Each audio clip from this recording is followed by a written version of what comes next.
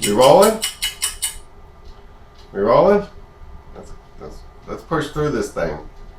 What do we got? Oh. Legal defense to the application of obstruction of justice statutes to the president. Oh, this should be good. Section 3 of Volume 2.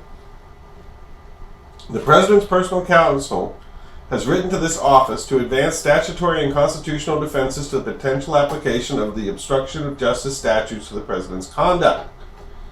As a statutory matter, the President's counsel has argued that a core obstruction of justice statute, 18 U.S.C. 1512c2, does not cover the President's action. As a constitutional matter, the President's counsel argued that the President cannot obstruct justice by exercising his constitutional authority to close Department of Justice investigations. Ow. And or terminate the FBI director. Under that view, any statute that restricts the President's exercise of those powers would impermissibly intrude on the President's constitutional role. The President's counsel has conceded that the President may be subject to criminal laws that do not directly involve his exercises of his Article 2 authority, such as laws prohibiting bribing witnesses or suborning perjury. But the counsel has made a categorical argument that the President's exercise of his constitutional authority here to terminate an FBI director and to close investigations cannot constitutionally constitute obstruction of justice. In analyzing the counsel's statutory arguments, we concluded that the President's proposed interpretation of Section 1512c2 is contrary to the litigating position of the Department of Justice and is not supported by the principles of statutory construction. As for the constitutional arguments, we recognize that the Department of Justice and the courts have not definitively resolved these constitutional issues. We therefore analyze the President's position through the framework of Supreme Court precedent addressing the separation of powers. Under that framework, we concluded Article 2 of the Constitution does not categorically and permanently immunize the President from potential liability for the conduct that we investigated. Rather, our analysis led us to conclude that the obstruction of justice statutes can. They're the little statute that can. Can what? Validly prohibit a president's corrupt efforts to use his official powers to curtail and or interfere with an investigation. A. Statutory defenses to the application of obstruction of justice provisions in the conduct under investigation. The obstruction of justice statute most readily applicable to our investigation is 18 U.S.C. 1512c2. Section 1512c provides, C. Whoever corruptly 1. Alters, destroys, mutilates, or conceals a record, document, or other object, or attempts to do so with the intent to impair the object's integrity or availability for use in an official proceeding, or 2. Otherwise obstructs, influences, or impedes any official proceedings or attempts to do so, shall be fined under this title or imprisoned not more than 20 years or both. The Department of Justice has taken the position that Section 1512c2 states a broad, independent, and unqualified prohibition on obstruction of justice. While defendants have argued that subsection C2 should be read to cover only acts that would impair the availability or integrity of evidence because that is subsection C1's focus, strong arguments weigh against that proposed limitation. The text of 1512c2 confirms that its sweep is not tethered to section 1512c1. Courts have so interpreted it. Its history does not counsel otherwise, and no principle of statutory construction dictates a contrary view. On its face, therefore, section 1512c2 applies to all corrupt means of obstructing a proceeding pending or contemplated, including by improper exercises of official power. In addition, other statutory provisions that are potentially applicable to certain conduct we investigated broadly prohibit obstruction of proceedings that are pending before courts, grand juries, and Congress. See 18 U.S.C. 1503, 1505. Yeah, Congress also specifically prohibited witness tampering, see 18 U.S.C. 1512b. 1. The text of Section 1512C2 prohibits a broad range of obstructive acts. Several textual features of Section 1512C2 support the conclusion that the provision broadly prohibits corrupt means of obstructing justice, and is not limited by the more specific prohibitions in Section 1512C1, which focus on evidence impairment. First, the text of Section 1512C2 is unqualified. It reaches acts that obstruct, influence, or impede any official proceeding when committed corruptly. Nothing in Section 1512C2's text limits the provision to acts that would impair the integrity or availability of evidence for use in official proceeding. In contrast, Section 1512C1 explicitly includes the requirement that the defendant act with the intent to impair the object's integrity or availability. Availability for use in an official proceeding. A requirement that Congress also included in two other sections of Section 1512. See 18 U.S.C. 1512A2B2, use of physical force with intent to cause a person to destroy an object with intent to impair the integrity or availability of the object for use in an official proceeding. 1512B2B, use of intimidation, threats, corrupt persuasion, or misleading conduct with intent to cause a person to destroy an object with intent to impair the integrity or availability of the object for use in an official proceeding. But no comparable intent or conduct element focuses on evidence impairment appears in Section 1512C2. The intent element in Section 1512C2 comes from the word corruptly, which I think we talked about. CEG United States McKibbin's 656 F3D 707 711 7th Circuit Court 2011. The intent element is important because the word corruptly is what serves to separate criminal and innocent acts of obstruction, internal quotation marks omitted. And the conduct element in Section 1512C2 is obstructing, influencing, or impeding a proceeding. Congress is presumed to have acted intentionally in the disparate inclusion and exclusion of evidence impairment language. See Lovren versus United States, 573 U.S. 351, 358, 2014. When Congress includes particular language in one section of a statute but omits it in another, let alone in the very next provision, the court presumes that Congress intended a different meaning. Quoting Rossello versus United States, 464 U.S. 1623, 1983, Accord Digital Realty Trust Inc. versus Summers 138, S. Court 767, 777, 2018. Second, the structure of Section 1512 supports the inclusion that Section 1512C2 defines an independent offense. Section 1512C2 delineates a complete crime with different elements from Section 15C1, and each subsection of Section 1512C contains its own attempt at prohibition, underscoring that they are independent prohibitions. The two subsections of Section 1512C are connected by the conjunction "or," indicating that each provides an alternative basis for criminal liability. See Laughlin 573 U.S. at 357. Ordinary use of "or" is almost always disjunctive. That is, the words it connects are to be given separate meanings. Internal quotation. Oh, we omit that. Internal quotation marks omitted. We omit internal quotation marks omitted when we get to this stuff. In Laughlin, for example, the Supreme Court relied on the use of the word "or" to hold that adjacent and overlapping subsections of the bank fraud statute 18 U.S.C. 1344 state distinct offenses, and that subsection 1344-2 therefore should not be interpreted to contain an additional element specified only in subsection 1344-1, which seems obvious. See also Shaw versus United States, 137 S. Court, Superior Court, 462, 465, 469, 2016, recognizing that the subsections of the bank fraud statute overlap substantially, but identifying the distinct circumstances covered by each. And here, as in Laughlin section 1512C, two clauses have separate numbers, line breaks before, between, and after them in the equivalent indentation, thus placing the clauses visually on equal footing and indicating they have separate meanings. 573 U.S. at 359. Third, the word otherwise. In section 1512C2 signals that the provision covers obstructive acts that are different from those listed in section 1512C1. See Black's Law Dictionary 1101, 6th edition, 1990. Otherwise means in a different manner, in another way, or in other ways. See also e.g. American Heritage College Dictionary online. 1. In another way, differently, under other circumstances. These guys just went online and looked this up.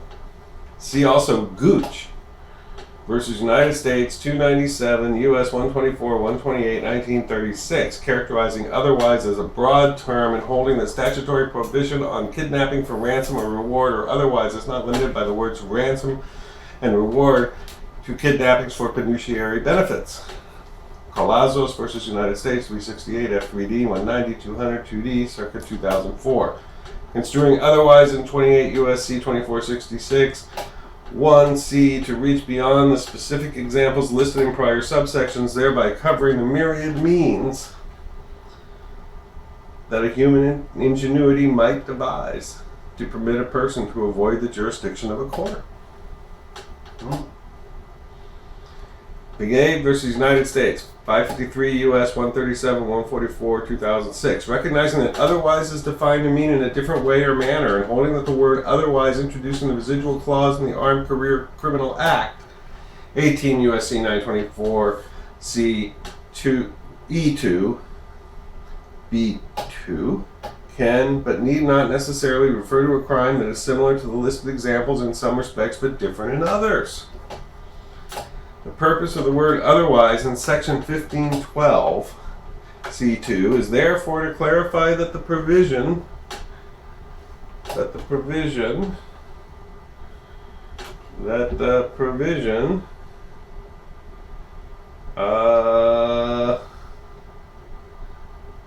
purpose of the word otherwise that the provision covers obstructive acts. Sorry, I lost my place. Other than the destruction of physical evidence with the intent to impair its integrity or availability, which is the conduct addressed in section 1512C1. The word otherwise does not signal that section 1512C2 has less breadth in covering obstructive conduct than the language of the provision implies. 2. Judicial decisions support a broad reading of section 1512C2. Courts have not limited section 15C2 to conduct that impairs the evidence, but instead have read it to cover obstructive acts in any form. As one court explained, this expansive subsection operates as a catch-all to cover otherwise obstructive behavior that might not constitute a more specific offense like document destruction, which is listed in C1. United States versus Polpendesto, 746 F3D 273 286, 7th Circuit 2014. For example, in United States versus Ring, 628 Federal Supplement 2D 195 DDC Net 2009, the court rejected the argument that 152C2's reference to conduct that otherwise obstructs, influences, or impedes any official proceedings is limited to conduct that is similar to the type of conduct prescribed by subsection C1, namely conduct that impairs the integrity or of records, documents, or other objects for use in an official proceeding, ID at 224.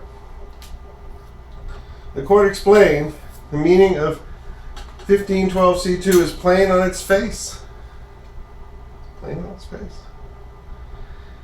And courts have upheld convictions under section 1512C2 that did not involve evidence impairment, but instead resulted from conduct that more broadly thwarted arrests or investigations. See United States versus Martinez, 862 F3D 223 238, 2nd Circuit Court, 2017. Police officer tipped off suspects about issuance of arrest warrants before outstanding warrants could be executed, therefore potentially interfering with an ongoing grand jury proceeding. United States versus Evansfield. I'm gonna skip all these numbers, get to the good stuff. United States versus Evansfield. Officer disclosed existence of an undercover investigation to its target. United States versus Phillips. Defendants disclosed identity of an undercover officer, thus preventing him from making controlled purchases from methamphetamine dealers. Those cases illustrate that section 1512C2 applies to corrupt acts, including by public officials, that frustrate the commencement or conduct of a proceeding, not just to acts that make evidence unavailable or impair its integrity. Section 1512C2's breadth is reinforced by the similarity of its language to the Omnibus Clause of 18 U.S.C. 1503, which covers anyone who corruptly obstructs or impedes or endeavors to influence, obstruct, or impede the due administration of justice. That clause of Section 1503 follows two more specific clauses that protect jurors, judges, and court officers. The Omnibus Clause has nevertheless been construed to be far more general in scope than the earlier clauses of the statute. United States versus Aguilar. The Omnibus Clause is essentially a catch-all provision which generally prohibits conduct and interferes with the due administration of justice. United States versus Branson. Courts have accordingly given it a non-restrictive reading, United States versus Kumar, collecting cases from the 3rd, 4th, 6th, 7th, and 11th circuits. As one court has explained, the Omnibus Clause prohibits acts that are similar in result rather than manner to the conduct described in the first part of the statute. United States versus Howard. While a specific clause forbid certain means of obstructing justice, the Omnibus Clause aims at its obstruction of justice itself, regardless of the means used to reach that result. Collecting cases. Given the similarity of Section 15C2 to Section 1503's Omnibus Clause, Congress would have expected Section 1512C2 to cover acts that produced a similar result to the evidence impairment provisions, i.e. the result of obstructing justice, rather than covering only acts that were similar in manner. Read this way, Section 1512C2 serves as a distinct function in the federal obstruction of justice statutes. It captures corrupt conduct other than document destruction that has the natural tendency to obstruct contemplated as well as pending proceedings. Section 1512C2 overlaps with other obstruction statutes, but it does not render them superfluous. Section 1503, for example, which covers pending grand jury and judicial proceedings, and Section 1505, which covers pending administrative and congressional proceedings, reach endeavors to influence, obstruct, or impede the proceedings. A broader test for inchoate violations from Section 1512C2 attempt standard, which requires a substantial step towards a completed offense. See United States versus Sampson. Efforts to witness tamper that rise to the level of an endeavor yet fall short of an attempt cannot be prosecuted under 1512, United States versus Leisure. Collecting cases recognizing difference between endeavor and attempt standards. And 18 U.S.C. 1519, which prohibits destruction of documents or records in contemplation of an investigation or proceedings, does not require the nexus showing under Aguilar, which Section 1512C2 demands. C.G. United States versus Yielding. The requisite knowledge and intent under Section 1519 can be present even if the accused lacks the knowledge he is likely to succeed in obstructing the matter. United States versus Gray. In enacting 1519, Congress rejected any requirement that the government prove a link between a defendant's conduct and an imminent or pending official proceeding. The existence of even substantial overlap is not uncommon in criminal statutes. Lauren. See Shaw. Supreme Court Scalia G. dissenting. The fact that there is now some overlap between 1503 and 1512 is no more intolerable than the fact that there is some overlap between the Omnibus Clause of 1503 and the other provisions of 1503 itself. But, given that 1503 and 1505 and 1519 each reach conduct that 1512C2 does not, the overlap provides no reason to give Section 1512C2 an artificially limited construction. See Shaw. The legislative history of Section 1512C2 does not justify narrowing its text. 3.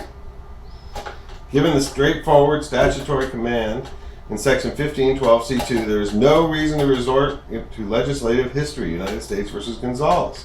In any event, the legislative history of Section 1512C2 is not a reason to impose extra textual limitations on its reach. Ouch. Congress enacted Section 1512C2 as part of the Sarbanes-Oxley Act of 2002. Unknown 107. The relevant section of the statute was titled Tampering with a Record or Otherwise Impeding an Official Proceeding.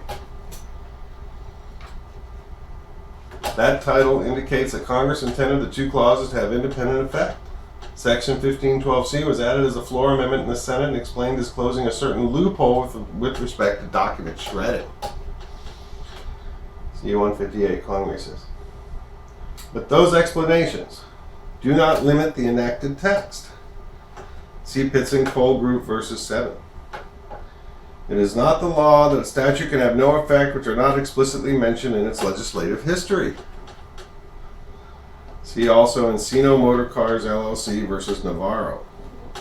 Even if Congress did not foresee all the applications of the statute, that is no reason not to give the statutory text a fair reading.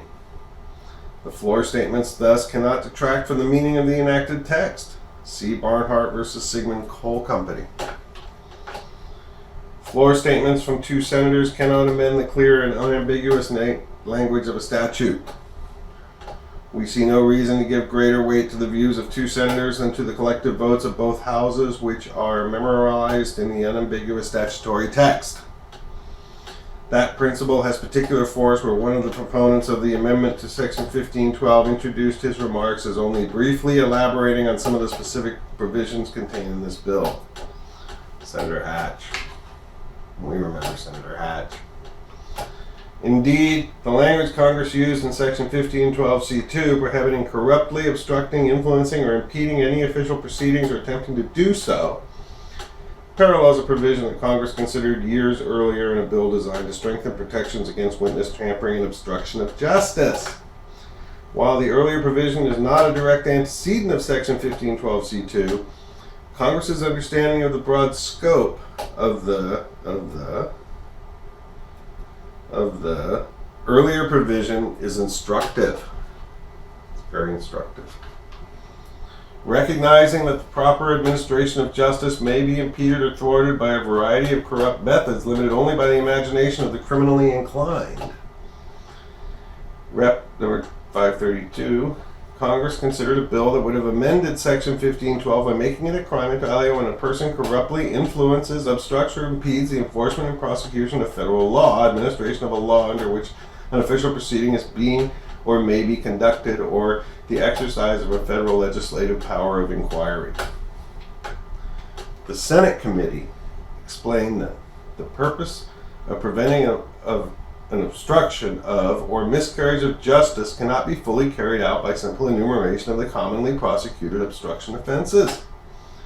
There must also be protection against the rare type of conduct that is the product of the inventive criminal mind and which also thwarts justice. The report gave examples of conduct actually prosecuted under current residual clause in USC 1503, which probably would not be covered in this series of provisions without a residual clause. One prominent example was a conspiracy to cover up the Watergate burglary and its aftermath by having the Central Intelligence Agency seek to interfere with an ongoing FBI investigation of the burglary. Citing United States versus Hadelman. The report, therefore, indicates a congressional awareness that not only the residual clause language resembling Section 1512C2 broadly covers a wide variety of obstructive conduct, but also that such language reaches the improper use of government processes to obstruct justice, specifically the Watergate cover-up orchestrated by White House officials, including the President himself. See Hadelman. 4.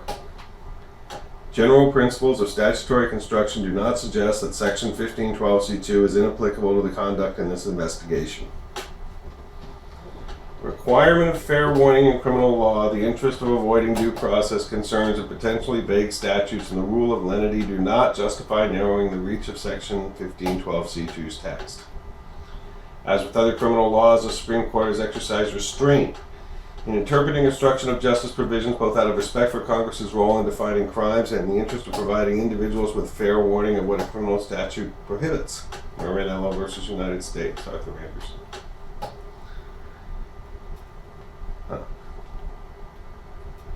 versus Aguilar. In several obstruction cases, the court has imposed a nexus test that requires that the wrongful conduct targeted by the provision be sufficiently connected to an official proceeding to ensure the requisite culpability. Marinello, Arthur Anderson. Section 1512C2 has been interpreted to require a similar nexus. The United States versus Young, United States versus Petruk, and so on, and so on. To satisfy the nexus requirement, the government must show an objective matter that the defendant acted in a manner that is likely to obstruct justice. That such statute excludes defendants who have an evil purpose but use that means to only unnaturally and improbably be successful. Aguilar. The endeavor must have the natural and probable effect of interfering with the due administration of justice. The government must also show as a subjective matter that the actor contemplated a particularly foreseeable proceeding. Those requirements alleviate fair warning concerns by ensuring that the obstructive conduct has a close enough connection to existing or future proceeding to implicate the dangers targeted by the obstruction laws that the individual actually has the obstructive result in mind. Courts also seek to construe statutes to avoid due process vagueness concerns. See McDonald versus United States, Skilling versus United States. Vagueness doctrine requires that statute define a crime with sufficient definiteness that ordinary people can understand what conduct is prohibited in a manner that does not encourage arbitrary and discriminatory enforcement. And the obstruction statute's requirement of acting corruptly satisfies that test. Acting corruptly within the meaning of 1512C2 means acting with an improper purpose and to engage in conduct knowingly and dishonestly with the specific intent to subvert, impede, or obstruct the relevant proceeding. United States versus Gordon. The majority opinion in Aguilar did not address the defendant's vagueness to challenge the word corruptly, but Justice Scalia's separate opinion did reach that issue and would have rejected the challenge. Scalia, joined by Kennedy and Thomas, concurring in part, dissenting in part. Statutory language need not be colloquial, Justice Scalia explained. The term corruptly in criminal law has long-standing and well-accepted meaning. It denotes an act done with intent to give some advantage inconsistent with official duty and rights of others.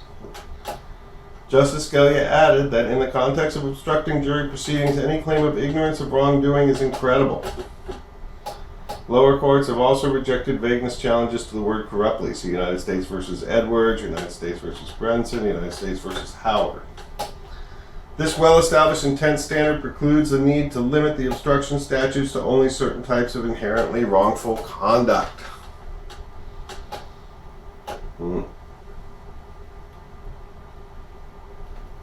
Finally, the rule of lenity does not justify treating Section 512C2 as a prohibition on evidence impairment as opposed to an omnibus clause. The rule of lenity is an interpretive principle that resolves ambiguity in criminal laws in favor of the less severe construction. Cleveland versus United States. The court has repeatedly emphasized, however, that the rule of lenity applies only if, after considering text, structure, history, and purpose, there remains a grievous ambiguity or certainty in the statute such that the court must simply guess as to what Congress intended. Abramsky versus United States. The rule has been cited, for example, in adopting a narrow meaning of tangible object in an obstruction statute where prohibitions titled History and List of Prohibited Acts indicate a focus on destruction of records. C. Yates versus United States. Interpreting tangible object in the phrase record, document, or tangible object in 18 U.S.C. 1519 to mean an item capable of recording or preserving information. Here, as described above, the text, structure, and history of Section 1512C2 leaves no grievous ambiguity about the statute's meaning. Section 1512C2 defines a structurally independent general prohibition on obstruction of justice, or obstruction of official proceedings of justice, or something. Is that when I get a wrong answer, or is that when I get a right answer? 5. Other obstruction statutes might apply to the conduct in this investigation. Oh, there's more. Regardless of whether Section 1512C2 covers all the corrupt acts that obstruct, influence, or impede pending or contemplated proceedings. Other statutes would apply to such conduct in pending proceedings, provided that the remaining statutory elements are satisfied. As discussed above, the Omnibus Clause in 18 U.S.C. 1503A applies generally to obstruction of pending judicial and grand proceedings. See Aguilar, noting that a clause is far more general in scope than preceding provisions. Section 1503A's protections extend to witness tampering and to other obstructive conduct that has a nexus to pending proceedings. See Sampson. Collecting cases from 8 circuits holding that Section 1503 covers witness-related obstructive conduct and caviting prior circuit authority. And Section 1505 broadly criminalizes obstructive conduct aimed at pending agency and congressional proceedings. See United States versus Rainey. Good old Rainey. Finally, 18 U.S.C. 1512b3 criminalizes tampering with witnesses to prevent the communication of information about a crime to law enforcement.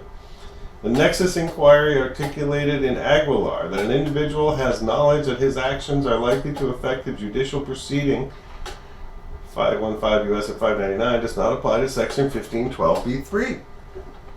See United States versus Byrne. The nexus inquiry turns instead on the actor's intent to prevent communications to a federal law enforcement official. See Fowler versus United States. In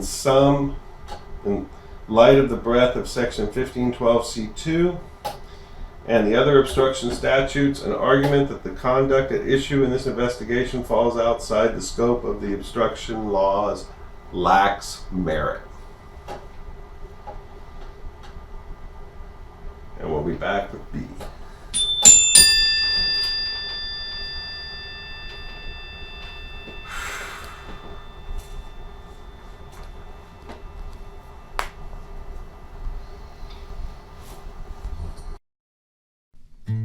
Donald Trump ignores me and I don't know why. Everything the Trumpster hates rolled up into one guy. I'm sleepy and I'm nasty and I'm shady too, but not recused like Sessions. Was his name Magoo?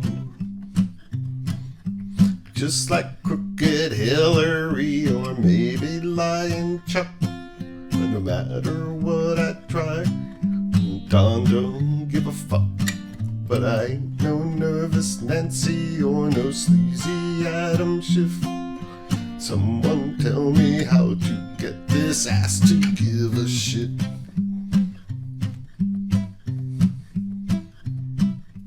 I'm all for higher taxes and I'm all for higher crime.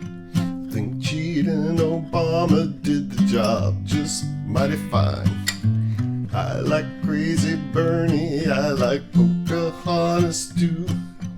Just like Dickie Durbin, I ain't your mama's fool.